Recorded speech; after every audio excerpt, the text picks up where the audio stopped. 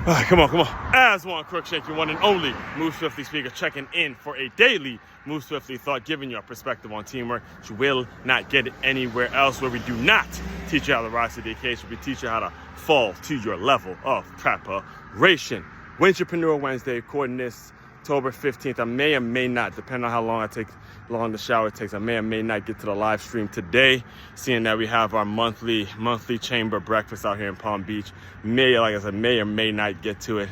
Depends on how long the shower takes and where my mind is and all that kind of stuff. But I most likely will, but it just won't be, as I'll probably knock out a quick 20 minutes on it and all that kind of stuff. But all that being said, let's get into some recent news. Out of Penn State, they have officially let Coach James Franklin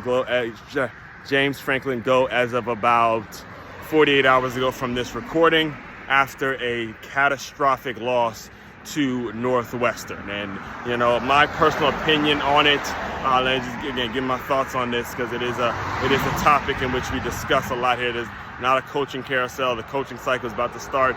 The whole Move Swiftly platform is built off the mindset and the understanding of what college football, all the business that college football entails. And unfortunately, this is just part of the business, to where Penn State had to make a move. Do I agree, or do I like the fact that he got fired? No, I actually really do.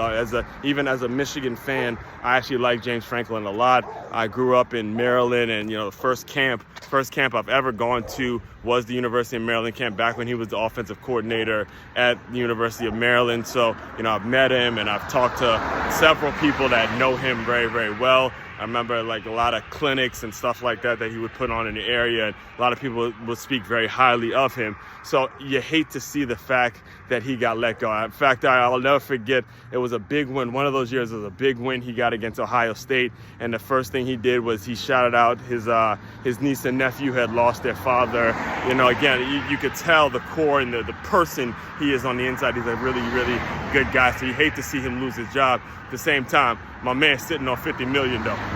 my man is $50 million richer to leave, so you can't feel too bad for him. His buyout was $50 million, so you can't really necessarily feel too bad for him and stuff like that. And the main takeaway, here's the main takeaway from his firing, and what we all got to understand from the game, is you never want to let one loss become two losses. In his case, one loss, in my opinion, actually became three losses, and this third loss was just an inexcusable loss, and you had to make a move, right? Because the first loss, again, was Oregon. It was a close game. They pushed them all the way to overtime, but in my opinion, the hangover from that loss led into the loss against UCLA, and then it led into the more catastrophic loss against Northwestern, to where it's like, at that point, you just got to make a move. And just the same way in your business, when you're in business, if you have a bad night, if you have a bad day, if you have something bad that happens on a particular afternoon, you can't let that one loss spill over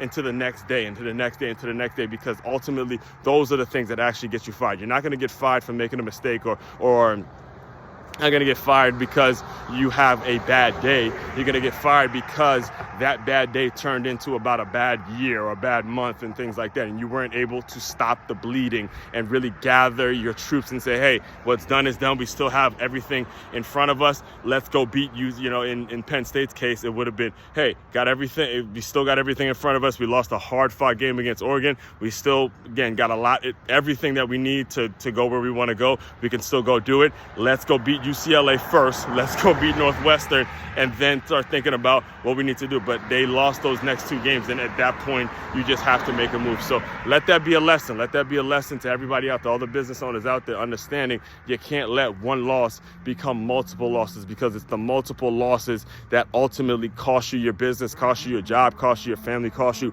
all the things that are so important to you. It'll cost you if you keep letting things linger, and you don't stop the bleeding when it needs to be stopped. All right. So all that being said, this is what I teach. This is what I do. This is what I implement. This is what I create. This is what I help business owners develop in terms of the employee development systems and everything that we do from an employee development standpoint over here.